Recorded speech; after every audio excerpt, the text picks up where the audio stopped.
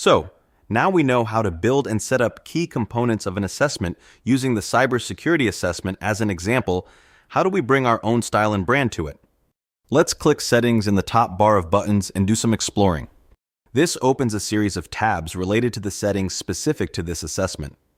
The General tab contains a range of options that may be useful in your assessment, such as forcing all questions to be answered in order to move forward and save a section, requiring all scored questions to be answered, and showing or hiding unanswered questions and the assessment score. In the Design tab, this is where you can add your branding to the assessment experience. You can change the background color or upload a background image and change the width of the content pane.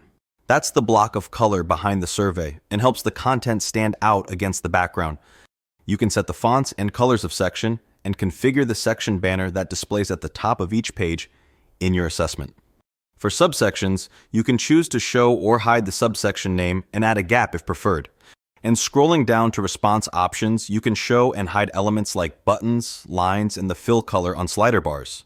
Finally, you can also manage the date format to suit your geographic preferences. To add your logo to the assessment, click the Media tab and replace the logo images here with your own. If you want to edit the appearance of your portal, colors are managed under Site Settings and portal-wide graphics are managed in the Graphics menu.